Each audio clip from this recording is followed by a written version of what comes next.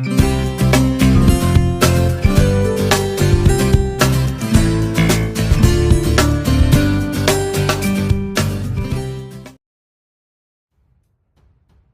اللہ الرحمن الرحیم۔ السلام علیکم دوستو، امید آپ سب خیر و عافیت سے ہوں گے۔ سلطان عماد الدین زنگی، ایپیسوڈ 8۔ اسرب کے عیسائیوں کو بھی معلوم ہو گیا تھا کہ عماد الدین زنگی اس قلعے کو فتح کرنے کے لیے بڑے چلے آ رہے ہیں۔ انہوں نے بیت المقدس کے بادشاہ بالڈون کو اس کی اطلاع دے دی تھی، مگر ان کی اطلاع کرنے سے پہلے ہی بالڈون کو خبر ہو گئی تھی اور وہ عظیم الشان لشکر لے کر عماد الدین زنگی کے مقابلے کے لیے چل پڑا تھا۔ اس نے اسرب کے سفیر کو تسلی دے کر واپس کر دیا تھا۔ اسرب والوں نے جب سنا کہ ان کا شہنشاہ فوج لے کر زنگی کا مقابلے کے لیے گیا ہے تو انہیں بڑی خوشی ہوئی تھی۔ انہوں نے یہ سمجھ لیا تھا کہ بالڈون مسلمانوں کا خاتمہ کر کے ہی واپس لوٹے گا۔ ان کی نگاہیں اس لڑائی کی طرف لگی ہوئی تھی، اور صرف انہی کی نہیں بلکہ تمام عیسائی فرما رواں خصوصاً انطاکیہ اور ایزار بادشاہوں کی نگاہیں بھی لگی ہوئی تھی۔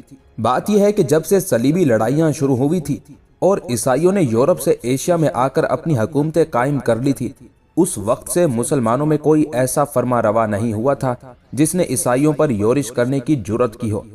یہ دوسری بات ہے کہ بعض مسلم فرما رواؤں نے صلیبی عیسائیوں کو روکنے کی کوشش کی تھی اور اس روکنے کے سلسلے میں بڑی بڑی خون ریز لڑائیاں بھی لڑی تھی۔ ان میں قزل ارسلان کا نام خاص طور پر قابل ذکر ہے۔ انہوں نے پہلی مرتبہ 2 لاکھ عیسائیوں کا مقابلہ کر کے انہیں ہزیمت دی اور دوسری مرتبہ 7 لاکھ عیسائیوں کو پامال کر ڈالا۔ ان کے کارنامے نہایت ہی شاندار اور بہت ہی عجیب و غریب ہیں۔ سچ پوچھو تو انہوں نے مسلمانوں کو عیسائیوں کے ہاتھوں تباہ ہونے سے بچا لیا تھا۔ وہ ترک تھے۔ پہلی صلیبی جنگ میں انہوں نے بڑے کارہائے نمایاں کیے تھے۔ ان کی ہیبت یورپ کے عیسائیوں پر بیٹھ گئی تھی۔ ان کے بعد ملک شاہ سلجوقی نے عیسائیوں کے سیلاب کو روکا اور نہایت بہادری سے عیسائیوں کا مقابلہ کیا۔ تیسرا نام باغستان کا لیا جاتا ہے جو انطاکیہ کے والی تھے۔ انہوں نے بھی عیسائیوں کا مقابلہ بڑی سرفروشی سے کیا تھا، لیکن یہ باتیں اس وقت کی ہیں جب مسلمان دیندار اور پرہیزگار تھے۔ مگر جب عیسائی ایشیا میں پھیل گئے اور ان کی حکومتیں بیت المقدس میں انطاکیہ اور ایزار میں قائم ہو گئی اور مسلمانوں پر ان کا اثر پڑا تو وہ گمراہ ہو گئے، اور اس کا یہ اثر ہوا کہ ان مسلمانوں پر عیسائیوں کا رعب بڑھ گیا۔ عیسائیوں نے انہیں کچلنا اور مسلنا شروع کر دیا۔ اب قدرت نے ان کے مقابلے کے لیے عماد الدین زنگی کو پیدا کر دیا تھا۔ بالڈون کی ہزیمت کی خبر چھپ نہ سکی۔ تمام عیسائی ممالک میں برقی پر لگا کر دوڑ گئی۔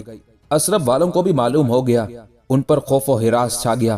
انہوں نے مدد کے لیے انطاکیہ اور اعزاز یعنی اڑیسہ میں اپنے سفیر بھیجے، لیکن کوئی بھی ان کی مدد کو تیار نہ ہوا۔ اسرب کا قلعہ خاصا مضبوط اور محفوظ تھا۔ عیسائیوں نے اسے اور بھی مستحکم کر لیا۔ فصیلوں پر آلات حرب کثرت سے پہنچا دیے اور سپاہیوں کو چڑھا دیا۔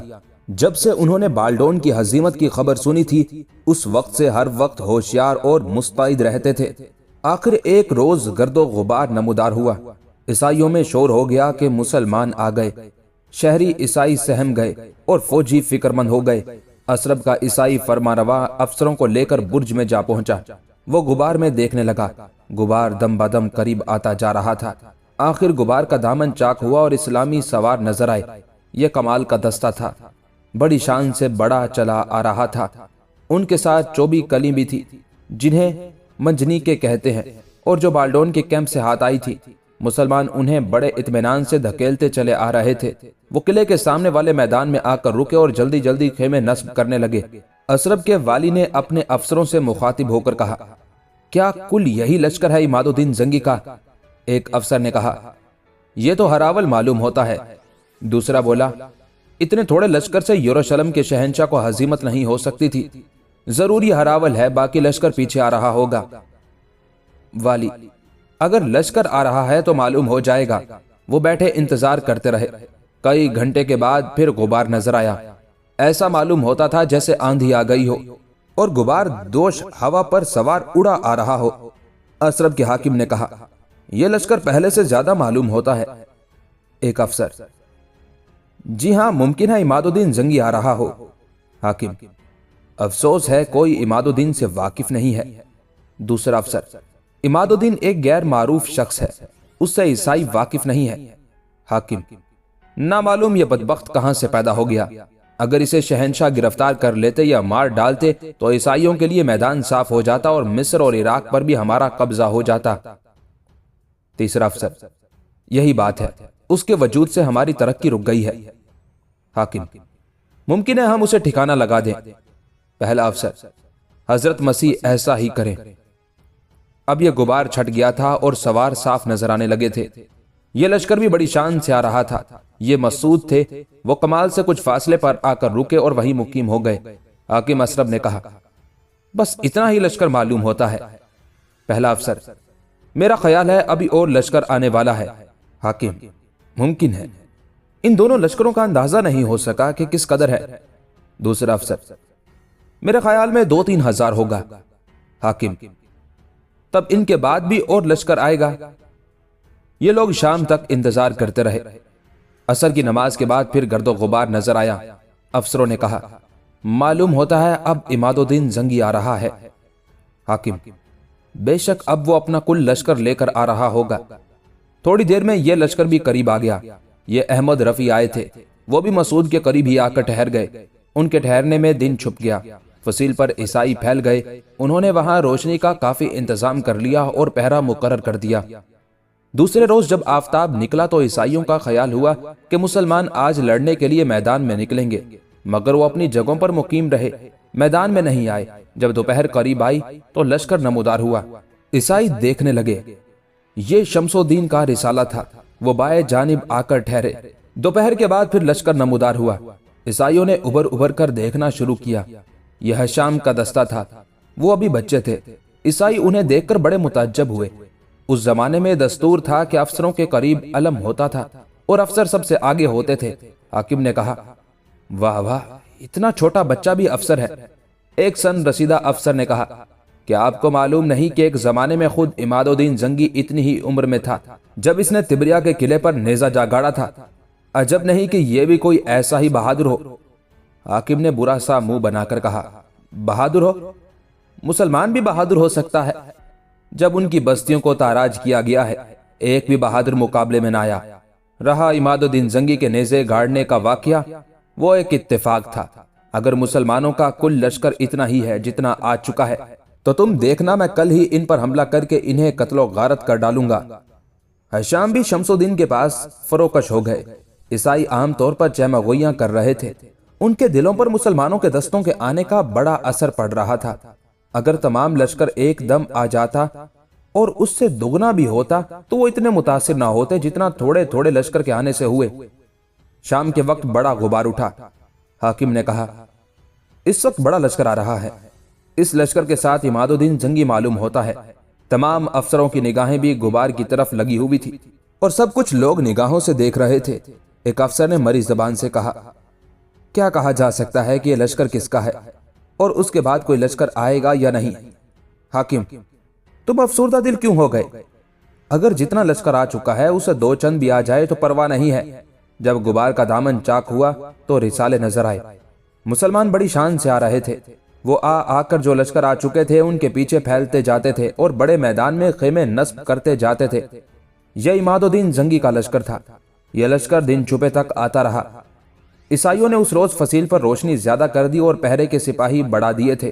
دوسرے روز عماد الدین زنگی نے ایک سفیر اسرب کے حاکم کے پاس یہ پیغام دے کر بھیجا کہ اگر تم قلعہ ہمارے حوالے کر دو اور مسلم قیدیوں کو چھوڑ دو تو ہم تمہاری اور تمہارے تمام لشکر کی جان بخشی کر دیں گے، اور سوائے زر و نقد اور ہتھیاروں کے جو سامان لے جانا چاہو لے جانے دیں گے، اور اگر تم نے ہمارے کہنے پر عمل نہ کیا تو پھر تم کسی رعایت کے مستحق نہ ہوگے۔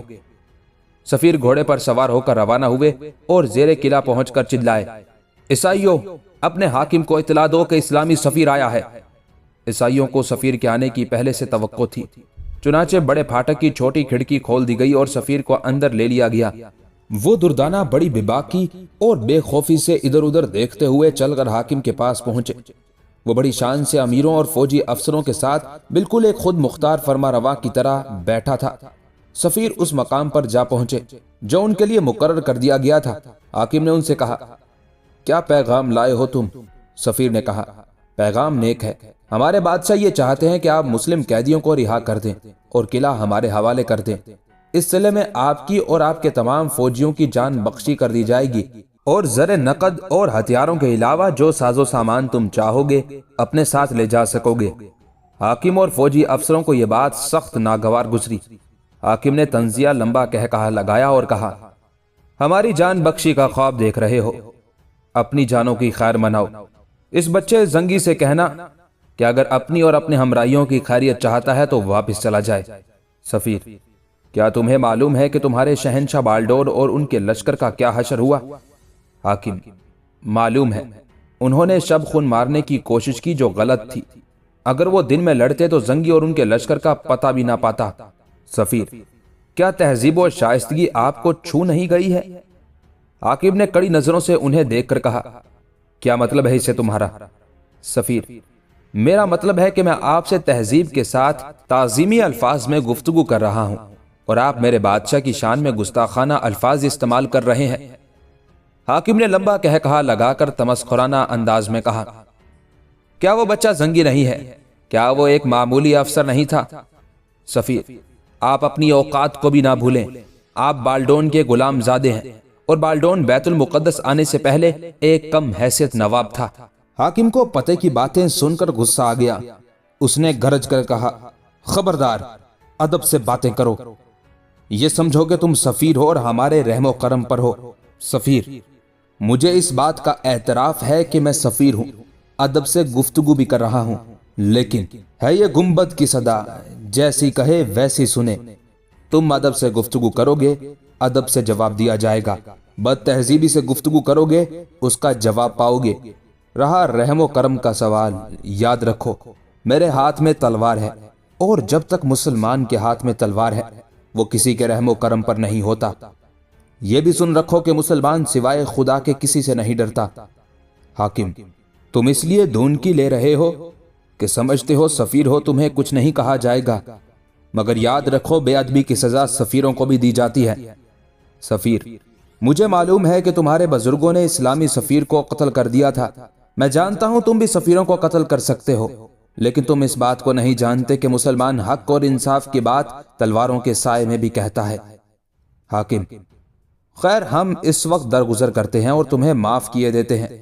سفیر، مگر میں آپ کا شکریہ ادا نہیں کر سکتا، کیونکہ جانتا ہوں کہ میرے ساتھ درگزر میری تلوار کے خوف سے کیا جا رہا ہے۔ حاکم پھر بگڑ گیا۔ اس نے کہا، اچھا یہ زوم، معلوم ایسا ہوتا ہے کہ تمہاری اجل تمہارے دامن گیر ہے۔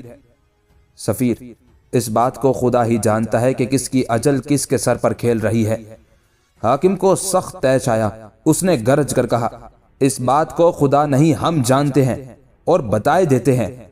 سفیر، اللہ اللہ، خدائی کا بھی دعویٰ ہے، حالانکہ ہر وہ شخص جو خدا کو مانتا ہے اس بات کو بھی جانتا ہے کہ غیب کا حال صرف خدا ہی جانتا ہے۔ حاکم، فضول بحث میں نہ پڑو نوجوان۔ سفیر، بہت اچھا، کہیے بادشاہ کی باتوں کا کیا جواب ہے؟ حاکم، اسے کل میدان جنگ میں ہماری تلواریں جواب دیں گی۔ سفیر، اس فیصلے پر ایک مرتبہ اور غور کر لیجئے۔ حاکم، غور کر کے ہی جواب دیا گیا ہے۔ سفیر، جنگ سے صلح اچھی ہوتی ہے۔ حاکم، کمزوروں کے لیے۔ سفیر، تباہی اور بربادی کو دعوت نہ دیجیے۔ حاکم، ڈرو مت، ہم اعلان کر دیں گے کہ لوگ تمہیں قتل نہ کریں۔ سفیر، اس مہربانی کا شکریہ، مگر آپ کو شاید یہ بات معلوم نہیں ہے کہ مسلمان شہادت کی موت پر جان دیتا ہے جب وہ بچہ ہوتا ہے، تلواروں سے کھیلتا ہے، بڑا ہو کر تلواروں کی مشق کرتا ہے اور جوان ہو کر تلواروں کے سائے میں چلا جاتا ہے۔ ہمارے نبی صلی اللہ علیہ وآلہ وسلم کا فرمان ہے کہ جنت کا راستہ تلواروں کے سائے میں ہے۔ آپ مہربانی کر کے اپنے سپاہیوں کو یہ ہدایت نہ کریں کہ وہ میرے قتل کرنے سے باز رہ جائیں۔ حاکم، اگر تمہاری یہی خواہش ہے تو پوری کر دی جائے گی۔ سپاہی تمہیں یاد رکھیں گے اور تمہیں دیکھتے ہی قتل کر ڈالیں گے۔ سفیر، مسلمان بادشاہ جو اقرار کر لیتے ہیں اس سے نہیں پھرتے، اور آپ نے خود ہی اقرار کیا اور خود ہی اس سے پھر گئے۔ حاکم، یہ سن کر سر کھجانے لگا، گویا وہ جواب سوچ رہا تھا۔ کچھ وقفے کے بعد اس نے کہا، تم بڑے چرب زبان معلوم ہوتے ہو، ہم نے تمہارے کہنے پر اپنا حکم واپس لیا ہے۔ سفیر، ٹھیک ہے، اچھا مجھے اجازت ہے۔ حاکم، ابھی ٹھہرو، ابھی تمہاری ایک بات کا جواب باقی رہ گیا ہے۔ سفیر، کس بات کا؟ حاکم، قیدیوں کے متعلق۔ سفیر: کیا آپ انہیں رہا کر رہے ہیں؟ یہ آپ کا تمام مسلمانوں پر ایک احسان ہوگا۔ حاکم: میں ایسی بیوقوفی نہیں کر سکتا۔ میں مسلمان مردوں کو سانپ، عورتوں کو زہریلی ناگنے اور بچوں کو سانپوں کے بچے سمجھتا ہوں۔ کیا میں انہیں اس لیے چھوڑ دوں کہ وہ میرے یا میری قوم کے ڈنگ ماریں، ڈسے اور انہیں موت کی آغوش میں پہنچا دے؟ یہ بات عقل مندی سے دور ہے۔ سفیر: پھر کیا ارادہ ہے آپ کا؟ حاکم: میرا ارادہ ہے کہ کل صبح میں تمام قیدیوں کو میدان جنگ میں بلا کر تمہارے سب کے سامنے ذبح کر ڈالوں۔ سفیر: مجھے یقین ہے کہ آپ ایسا نہیں کریں گے، کیونکہ جنگ کے بادل سر پر منڈلا رہے ہیں۔ نہیں کہا جا سکتا کہ کل کیا ہوگا۔ حاکم: میں مسلمانوں کے دلوں کو دکھانا چاہتا ہوں۔ سفیر: مسلمان ہرگز اس منظر کو نہیں دیکھ سکیں گے۔ ان کا جوش ہیجان میں آ جائے گا اور پھر کسی ایک عیسائی کو پناہ نہیں مل سکے گی۔ حاکم نے بگڑ کر کہا: تم ہمیں دھمکی دیتے ہو؟ سفیر: باخدا میں دھمکی نہیں دے رہا ہوں، بلکہ حقیقت بیان کر رہا ہوں۔ مسلمانوں میں وہ اخوت اور محبت ہے کہ وہ اپنے بھائیوں کو اپنے سامنے ذبح ہوتے نہیں دیکھ سکتے، اور اگر آپ نے ایسا کر بھی دیا تو جس قدر قیدی ہمارے پاس ہیں اور جس قدر لوگ ہماری قید میں آئیں گے، ہم ایک کو بھی زندہ نہ چھوڑیں گے، اور جب اسرب کو فتح کر لیں گے تو یہاں سے عیسائیوں کا نام و نشان مٹا دیں گے۔ حاکم سوچ میں پڑ گیا۔ کچھ دیر کے بعد اس نے کہا: تم نے ٹھیک کہا، تم ہمارے قیدیوں کو قتل کر ڈالو گے۔ اچھا، ہم بھی اس وقت تک مسلمان قیدیوں کو کچھ نہ کہیں گے جب تک اس جنگ کا فیصلہ نہیں ہو جاتا۔ سفیر: یہ دانشمندانہ فیصلہ ہے۔ سفیر وہاں سے اٹھے، پہلے قلعے سے باہر نکلے، گھوڑے پر سوار ہوئے اور اپنے کیمپ میں آ گئے۔ انہوں نے عماد الدین زنگی کی خدمت میں جا کر وہ تمام گفتگو لفظ با لفظ دہرا دی جو ان کے اور قلعہ اسرب کے حاکم کے درمیان ہوئی تھی۔ عماد الدین زنگی نے کہا: میں خدا کو حاضر و ناظر جان کر عہد کرتا ہوں کہ اگر اس نے مسلم قیدیوں کو قتل کیا تو میری اور میری سپاہ کی تلواریں عیسائیوں کے قتل کے لیے وقف ہو جائیں گی، کسی کی بھی جان بخشی نہ کی جائے گی۔ جو لوگ گرفتار ہیں یا جو آئندہ گرفتار ہوں گے، ان میں سے ایک کو بھی زندہ نہ چھوڑوں گا۔ خدا میری مدد کرے۔ انہوں نے سفیر کو رخصت کر دیا اور گھوڑے پر سوار ہو کر چند افسروں کے ساتھ قلعے کے گرد گشت کرنے کے لیے چلے گئے تھے۔ مغرب کی نماز پڑھ کر عماد الدین زنگی نے حکم دیا کہ لشکر کی حفاظت کے لیے کئی دستے مقرر کیے جائیں جو رات بھر گشت کرتے رہیں اور مسلمان جنگ کے لیے تیار رہیں، کیونکہ دشمن نے صبح میدان میں نکل کر جنگ کرنے کا ارادہ ظاہر کیا ہے۔ 125 کے 4 دستے گرد آوری کے لیے مقرر کیے گئے اور مسلمان اسی وقت سے تیاری کرنے لگے۔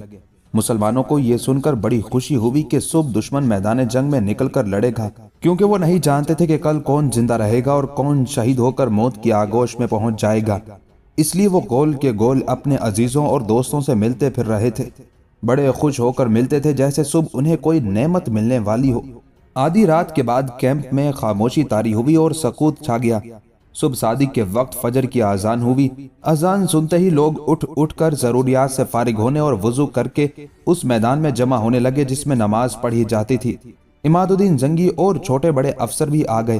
جماعت کھڑی ہوئی اور فرزندان توحید بارگاہ خداوندی میں سجدہ ریز ہو گئے۔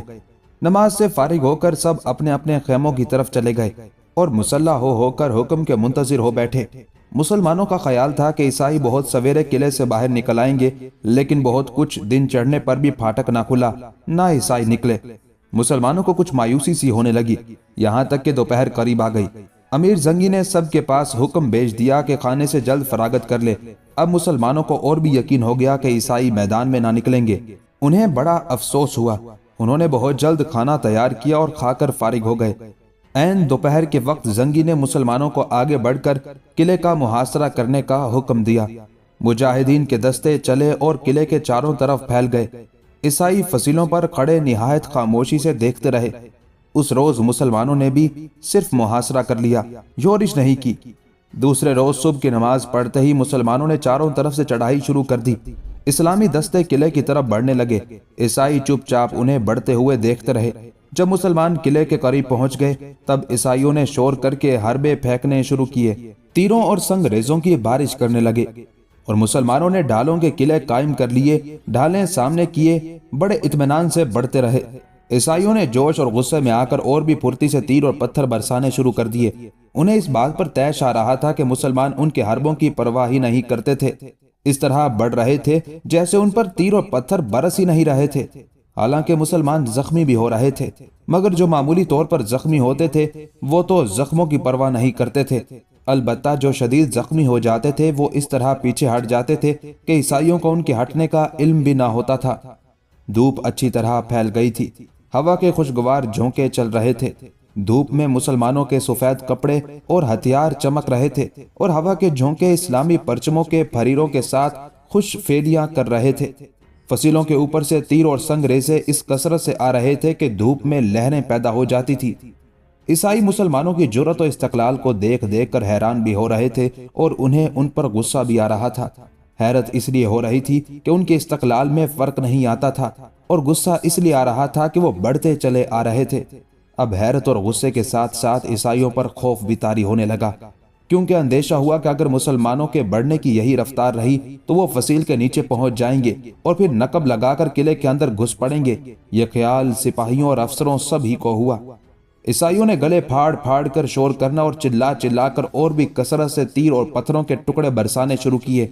انہوں نے چھوٹی چھوٹی کلوں سے پتھروں کے بڑے بڑے ٹکڑے پھینکے۔ ان ٹکڑوں نے بہت سے مسلمانوں کی ڈھالیں پچکا دی، کئی مسلمانوں کی کھوپڑیاں توڑ ڈالی، بعض کے ہاتھوں اور پیروں کو کچل ڈالا۔ مگر مسلمانوں کی پیش قدمی کی رفتار اب بھی سست نہیں پڑی، بلکہ اس وقت مسلمانوں کو بھی جوش آ گیا اور وہ اور بھی تیزی سے بڑھنے لگے۔ یہ مسلمانوں ہی کا حوصلہ تھا کہ اوپر سے ان پر تیر اور سنگ ریزے اور بڑے بڑے پتھر برسائے جا رہے تھے۔ اگرچہ قدم قدم پر موت کا سامنا تھا، مگر وہ موت سے ڈر نہیں رہے تھے بلکہ اس کا استقبال کر رہے تھے۔ جبکہ پتھر اولوں کی طرح برس رہے تھے اور تیروں کی بارش ہو رہی تھی، شمالی جانب کے مسلمانوں نے کمانوں میں تیر رکھ کر چھوڑے۔ چونکہ عیسائی بے خوفی سے حربے چلا رہے تھے، انہیں یہ خیال بھی نہیں تھا کہ مسلمان ان پر تیر چلا سکیں گے، اس لیے وہ بے دھڑک فصیل کے کنارے پر کھڑے تھے۔ تیروں نے بہت سے عیسائیوں کو بیندھ ڈالا، ان میں سے کچھ تو پیچھے کی طرف الٹ گئے اور کچھ چرخ کھا کر فصیل کے نیچے گرے۔ جو فصیل سے نیچے گرے ان کی تو ہڈیوں پسلیوں کا چورا ہو گیا اور وہ اف بھی نہ کر سکے، اور جو فصیل پر الٹ گئے وہ زخموں کی شدت سے چلانے لگے۔ تیروں کی ایک ہی باڑ نے عیسائیوں میں ابتری پیدا کر دی اور ان کے حربوں میں کمی واقع ہو گئی۔ مسلمانوں کو کچھ امن ملا، انہوں نے دوسری باڑ ماری۔ جو فصیل پر پہنچے انہوں نے پھر بہت سے عیسائیوں کو زخمی کر دیا۔ بہت سے عیسائی پھر فصیل سے نیچے لڑک گئے اور بہت سے فصیل پر گر کر آہ اور واہ کرنے لگے اور مسلمانوں کو گالیاں دینے لگے۔ جب تک مسلمان خاموش رہے اور عیسائیوں کے حربے اپنے اوپر لیتے رہے، اس وقت تک عیسائی خاموش رہے اور خوش ہو کر حربے چلاتے رہے۔ مگر جب مسلمانوں نے تیر برسائے اور عیسائی زخمی ہونے لگے تو وہ چلا اٹھے اور مسلمانوں کو گالیاں دینے لگے۔ اس طرف جو افسر تھے وہ یہ کیفیت دیکھ کر گھبرا گئے، انہوں نے دوڑ کر قلعے کے حاکم کو اس کے متعلق اطلاع دی۔ قلعے کا والی اس طرف تھا جس طرف عماد الدین زنگی تھے۔ اگرچہ اس طرف سے بھی مسلمانوں نے حلہ بول رکھا تھا، مگر وہ آگے بڑھنے کی زیادہ کوشش نہیں کر رہے تھے، عیسائیوں کے حملے روک رہے تھے۔ حاکم ایک برج میں بیٹھا اطمینان سے دیکھ رہا تھا۔ جب اسے یہ معلوم ہوا کہ شمال میں مسلمانوں نے تیر باری کر کے عیسائیوں کو پراگندہ کر دیا ہے تو وہ گھبرا کر اٹھا اور جھپٹ کر اس طرف پہنچا۔ اس نے دیکھا واقعی معاملہ نازک صورتحال اختیار کرتا جا رہا تھا۔ عیسائی تیروں سے بچنے کے لیے گھبرا کر فصیل کے کنارے سے پیچھے ہٹ گئے تھے اور مسلمان بڑھتے چلے آ رہے تھے۔ حاکم نے جلدی سے ادھر ادھر بے شمار عیسائی اس طرف لا جمع کیے۔ ان عیسائیوں نے بڑی پھرتی اور سختی سے تیروں اور سنگ ریزوں کی بارش شروع کر دی۔ ان کا یہ حملہ ایسا سخت ہوا کہ مسلمانوں کا آگے بڑھنا تو درکنار وہاں ٹھہرنا بھی دشوار ہو گیا۔ انہیں دشمنوں کے وار روکنے میں اتنی مہلت ہی نہ ملی کہ خود بھی تیر چلا سکتے۔ کچھ دیر تو وہ وہیں جمے اس بات کا انتظار کرتے رہے کہ حربوں کی شدت سے مہلت ملے تو تیر برسائیں، مگر اس کی تو نوبت ہی نہیں آئی۔ عیسائی اس وقت تک تو خائف رہے جب تک مسلمان تیر پھینکتے رہے، مگر جب وہ اس مدافعت میں مشغول ہو کر تیر نہ چلا سکے تو عیسائی نڈر ہو کر کنارے پر آ گئے اور اس کثرت سے پتھر پھینکنے اور تیر برسانے لگے کہ مسلمانوں کا وہاں کھڑا رہنا دشوار ہو گیا۔ چنانچہ ان کے افسروں نے انہیں پیچھے ہٹنے کا حکم دیا اور وہ قدم قدم پیچھے ہٹنے لگے۔ انہیں پیچھے ہٹتے ہوئے دیکھ کر عیسائی خوش ہو گئے، وہ خوش ہو کر چلانے لگے اور چلا چلا کر اور بھی پھرتی سے متفرق حربوں کی بارش کرنے لگے۔ مشرق کی طرف کے مسلمانوں نے بھی یورش کی اور وہ بھی کچھ آگے بڑھ گئے، لیکن عیسائیوں نے ان پر بھی 24 کلوں سے پتھروں کے بھاری بھاری ٹکڑے اس کثرت سے برسائے کہ انہیں بھی پسپا ہونا پڑا۔ اس روز کے حملے میں مسلمانوں کو کافی نقصان اٹھانا پڑا۔ انہوں نے جوش میں آ کر بڑھنے کی کوشش کی، مگر عیسائیوں نے انہیں بڑھنے نہیں دیا۔ عیسائیوں کے شمالی حصے والوں کو تو ضرور نقصان پہنچا، اس طرف کے بہت سے عیسائی مارے گئے، بہت سے زخمی ہوئے، لیکن حاکم قلعہ نے اس طرف آ کر اپنی ہوشیاری سے قلعے کو بچا لیا اور مسلمانوں کو اس طرف سے بھی پیچھے ہٹنا پڑا۔ صبح سے ظہر کے وقت تک جنگ ہوتی رہی۔ جب ظہر کا وقت قریب آ گیا، سورج ڈھل گیا، تب عماد الدین زنگی نے لشکروں کو پیچھے ہٹا لیا۔ مسلمان اپنے اپنے کیمپوں میں چلے گئے۔ جو زخمی ہو گئے تھے ان کی مرہم پٹی کی گئی۔ اس کے بعد مسلمان کھانا تیار کرنے لگے۔ مسلمانوں کو اس بات کی ندامت تھی کہ انہوں نے قلعے پر حملہ کیا اور کامیابی نہ ہوئی۔ وہ اسے اپنی ہزیمت سمجھے۔ اس قدر شرمسار تھے کہ اپنے افسروں اور عماد الدین زنگی کے سامنے ہی جاتے ہوئے نہ صرف شرماتے تھے بلکہ آپس میں بھی ایک دوسرے سے آنکھیں بھی نہ ملاتے تھے۔ ہر شخص یہ سمجھ رہا تھا کہ اس نے جنگ میں کوتاہی کی، حالانکہ کوتاہی کسی نے بھی نہیں کی تھی۔ سب بڑی بہادری، دلیری، جرأت اور استقلال سے لڑتے رہے تھے۔ وہ بقیہ دن مسلمانوں نے افسوس کی حالت میں گزارا۔ دوسرے دن صبح کی نماز پڑھ کر جب مسلمان فارغ ہوئے تب عماد الدین زنگی نے ان سے مخاطب ہو کر کہا، شیران اسلام، ہم بہت خوش ہیں کہ کل تم نے اپنی ہمت اور جرأت کا پورا ثبوت دیا۔ ہم دیکھ رہے ہیں کہ تمہیں اس بات کا افسوس ہے کہ کل کے حملے میں کوئی کامیابی نہیں ہوئی۔ اس بات سے شرم محسوس کر رہے ہو۔ اس میں شرم اور افسوس کی کوئی بات نہیں ہے۔ حقیقت یہ ہے کہ اول تو قلعہ ہی بہت مضبوط اور فراخ ہے، دوسرے قلعے میں عیسائی لشکر بھی زیادہ ہے، تیسرے کل اس لیے حملہ نہیں کیا گیا تھا کہ قلعہ جلد ہی فتح کر لیا جائے۔ یہ بھی ممکن نہیں ہوتا کہ کوئی قلعہ ایک دو ہی روز میں فتح ہو جائے۔ ہمارا اور تمہارا کام جدوجہد کرنا ہے۔ فتح و شکست خدا کے اختیار میں ہے، بغیر اس کے حکم اور اس کی مرضی کے فتح ممکن نہیں ہوتی۔ اے مجاہدین اسلام، آج قلعے پر پرزور حملہ کیا جائے گا۔ 24 قلعے یعنی منجنی کے حرکت میں آئیں گی۔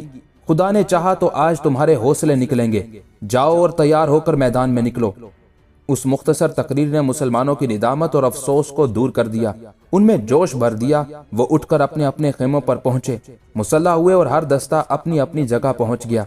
جب سورج نکل آیا اور دھوپ میدان میں اور قلعے کی دیواروں اور برجوں پر پھیل گئی تب مسلمان قلعے کی طرف بڑھے۔ عیسائی صبح ہی سے فصیل پر پہنچ گئے تھے اور اس انتظار میں تھے کہ کب مسلمان بڑھیں اور کب وہ تیروں اور پتھروں کی بارش کریں۔ چنانچہ جو ہی مسلمانوں نے بڑھنا شروع کیا وہ بھی اپنے حربے لے کر تیار ہو گئے، اور جب مسلمان زد پر آئے انہوں نے حربے چلانے شروع کر دیے۔ سب سے پہلے انہوں نے تیر پھینکے، مگر جب مسلمان اور بڑھ آئے تب انہوں نے سنگریزوں کی بارش شروع کر دی اور اس کثرت سے پتھر برسائے کہ مسلمانوں کی پیش قدمی رک گئی۔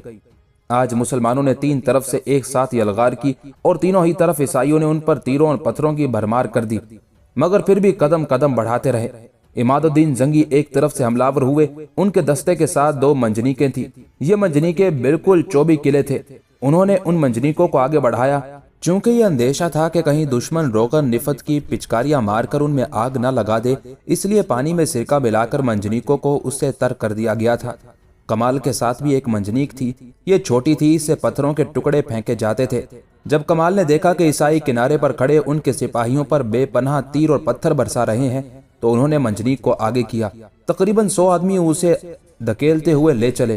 وہ پیچھے سے دھکیل رہے تھے اور منجنیق چھوٹے چھوٹے پہیوں پر بڑھتی چلی جا رہی تھی۔ جو اس منجنیق کو چلاتے تھے وہ اس کے اندر بیٹھے تھے۔ کچھ لوگ پتھروں کے چھکڑے کھینچے لے جا رہے تھے، کچھ دور لے جا کر منجنیق کھڑی کر دی گئی۔ سپاہیوں نے بھاری بھاری پتھر کلوں میں رکھے اور کئی آدمیوں نے زنجیریں کھینچی۔ پتھروں کی موٹی موٹی سلیں بڑے زور اور سناٹے کے ساتھ قلعے کی طرف لپ کی۔ ان میں سے کئی فصیل پر جا پڑی، جن عیسائیوں کے جا کر لگی ان کی ہڈیوں اور پسلیوں کا چورا ہو گیا، بعض کی کھوپڑیاں اڑ گئی۔ اس طرف ایک چیخو پکار شروع ہو گئی۔ اسے تھوڑے تھوڑے وقفے سے بھاری بھاری پتھر پھینکے جا رہے تھے اور یہ پتھر فصیل پر حشر برپا کر رہے تھے۔ عیسائی اس طرف فصیل کے کنارے سے پیچھے ہٹ گئے تھے۔ مسلمانوں کو موقع مل گیا، وہ تیزی سے بڑھے۔ عیسائیوں نے دیکھا، وہ سمجھ گئے کہ اگر مسلمان فصیل کے نیچے پہنچ گئے تو نقب لگا کر اندر گھس آئیں گے، چنانچہ انہوں نے روغن نفت کی پچکاریاں مارنی شروع کر دی۔ جو مسلمان آگے بڑھ گئے تھے وہ جلدی سے پیچھے ہٹے۔ اب روغن نفت منجنیق پر آ کر گر رہا تھا۔ ابھی تک اس منجنیق سے پتھر برسائے جا رہے تھے اور جس جگہ پتھر جا کر گر رہے تھے وہاں کی فصیل بھی لرز رہی تھی، مگر عیسائی اس جگہ سے ادھر ادھر ہٹ گئے تھے اور ان میں سے کچھ تو روغن نفت کی پچکاریاں منجنیق پر پھینک رہے تھے اور باقی سب مسلمانوں پر تیر اور پتھر برسا رہے تھے۔ تھوڑی دیر میں منجنیق میں آگ لگ گئی۔ اس کے اندر جو مسلمان تھے وہ جلدی جلدی باہر نکل آئے اور اس کے پیچھے جو مسلمان تھے وہ پیچھے ہٹ گئے۔ ہوا کے جھونکوں نے پھونکوں کا کام کیا، ذرا ہی دیر میں شعلے بھڑک اٹھے اور منجنیق دھڑا دھڑ جلنے لگی۔ عیسائی خوشی سے اچھلنے کودنے لگے اور تالیاں بجا بجا کر شور کرنے لگے۔ جبکہ اس طرف یہ کاروائی ہو رہی تھی، اس وقت عماد الدین زنگی نے دونوں منجنیکوں کو آگے بڑھا دیا۔ یہ منجنیکیں بڑی تھی، 500 آدمی انہیں دھکیل رہے تھے، 50 آدمی ان کے اندر بیٹھے تھے اور 1000 آدمی ان منجنیکوں کے پیچھے لگے چلے آ رہے تھے۔ ان میں سے کچھ لوگ بھاری پتھروں کے چھکڑے بھی کھینچ لا رہے تھے۔ یہ دونوں منجنیکیں ایک دوسرے سے ذرا فاصلے پر تھی۔ جب وہ فصیل کے قریب ایک تیر کے فاصلے پر پہنچے تو عیسائیوں نے ان پر پتھروں کی بارش شروع کر دی۔ کیونکہ ان پتھروں سے منجنیکوں اور مسلمانوں کو کوئی نقصان نہیں پہنچ رہا تھا، اس لیے وہ برابر آگے کی طرف دھکیلی جاتی رہی۔ جب فاصلہ کم رہ گیا تو عیسائیوں نے دفعتاً روغن نفت کی پچکاریاں مارنی شروع کر دی، مگر ان منجنیکوں پر اس کا پہلے ہی انتظام کر لیا گیا تھا۔ سرکہ اور پانی نے آگ نہیں لگنے دی۔ اب ان مسلمانوں نے جو منجنیکوں کے اندر تھے ایک ساتھ تیر برسانے شروع کر دیے۔ عیسائی یہ سمجھ رہے تھے کہ یا تو ان چوبی کلوں سے پتھر برسائے جائیں گے یا انہیں فصیل سے لگا کر نقب لگائے جائیں گے۔ انہیں یہ خیال بھی نہ تھا کہ ان پر تیر برسائے جائیں گے، اس لیے وہ اطمینان سے تھے۔ مگر جب تیروں کی بارش شروع ہوئی تو عیسائیوں کا ستھراؤ ہو گیا۔ بہت سے عیسائی زخمی ہو کر فصیل کے نیچے گر گئے اور بہت سے فصیل پر الٹ گئے۔ تھوڑی دیر میں ادھر کی فصیل سے عیسائی ہٹ گئے۔ مسلمان سوار اس کے منتظر تھے، انہوں نے گھوڑے دوڑا دیے۔ عیسائیوں نے انہیں دیکھا اور ان پر تیر و پتھر برسانے کے لیے بڑھے، مگر منجنیکوں کے مسلمانوں نے ان پر تیروں کی باڑ ماری اور وہ زخمی ہو کر گر گئے۔ اس عرصے میں مسلمان سوار فصیل کے نیچے پہنچ گئے۔ وہ آلات نقب ساتھ لائے تھے، انہوں نے نقب زنی شروع کر دی۔ ادھر منجنیکیں تیزی سے دھکیلی گئیں اور وہ فصیل سے جا لگی۔ منجنیکوں کے مسلمانوں نے سیڑھیاں لگائیں اور اوپر چڑھنے لگے۔ سواروں کا ایک دستہ ذرا فاصلے سے کھڑا ہو کر تیر برسانے لگا۔ جب وہ مسلمان جو سیڑھیوں کے ذریعے سے چڑھ رہے تھے فصیل پر پہنچے تو مسلمان سواروں نے تیر اندازی بند کر دی۔ مسلمان فصیل پر کود کر تلواریں لے کر عیسائیوں پر ٹوٹ پڑے۔ جو چند مسلمان فصیل پر پہنچے تھے انہوں نے حلقہ قائم کر کے عیسائیوں پر شدت سے حملے شروع کر دیے۔ اوپر پہنچنے کے لیے مسلمانوں کا تانتا لگ گیا۔ جو مسلمان فصیل پر پہنچتے رہے جنگ کی آگ بھڑکتی جاتی۔ چونکہ مسلمانوں میں جوش تھا اس لیے انہوں نے عیسائیوں کو تلواروں پر رکھ لیا اور بے درے قتل کرنا شروع کر دیا۔ رفتہ رفتہ 500 مسلمان فصیل پر پہنچ گئے اور انہوں نے تھوڑی ہی دیر میں اس طرف کے عیسائیوں کا صفایا کر دیا۔ اس کے بعد وہ قلعے کے اندر اتر گئے اور وہاں جا کر انہوں نے عیسائیوں کا قتل عام شروع کر دیا۔ جو سامنے آیا اسے قتل کر ڈالا۔ انہوں نے قدم قدم پر عیسائیوں کی لاشیں بچھا دی۔ کچھ لوگوں نے جا کر قلعے کا پھاٹک کھول دیا۔ پھاٹک کھلتے ہی مسلمانوں کا سیلاب قلعے میں گھس گیا۔ انہوں نے تلواریں سونت کر عیسائیوں کو گھاس پھوس کی طرح کاٹ ڈالا۔ وہ تمام قلعے میں پھیل گئے۔ عیسائیوں نے ہر چند انہیں روکنے اور ان کا مقابلہ کرنے کی کوشش کی مگر کامیاب نہیں ہوئے۔ مسلمانوں نے انہیں کیڑے ککڑی کی طرح کاٹ ڈالا۔ ان کے بڑے بڑے افسر مارے گئے۔ 1000 سواروں کے ساتھ قلعے کا حاکم سامنے آ گیا۔ مسلمان ان پر شیروں کی طرح جا پڑے اور چشمے زدن میں ان سب کو کاٹ کر ڈال دیا۔ اس ہنگامے میں حاکم بھی مارا گیا۔ اب عیسائیوں نے ہتھیار ڈال دیے اور امان امان چلانے لگے۔ عماد الدین زنگی بھی اس وقت قلعے کے اندر آ گئے تھے۔ انہوں نے حکم دیا جو عیسائی ہتھیار ڈال دیں انہیں قتل نہ کیا جائے بلکہ گرفتار کر لیا جائے۔ چنانچہ مسلمانوں نے ان عیسائیوں کو گرفتار کرنا شروع کر دیا جنہوں نے ہتھیار ڈال دیے۔ اس طرح قلعہ اسرب پر مسلمانوں کا قبضہ ہو گیا اور بقول ابن اسیر کے عماد الدین زنگی نے مسلمانوں کا گلا عیسائیوں کے ہاتھوں سے چھڑا دیا۔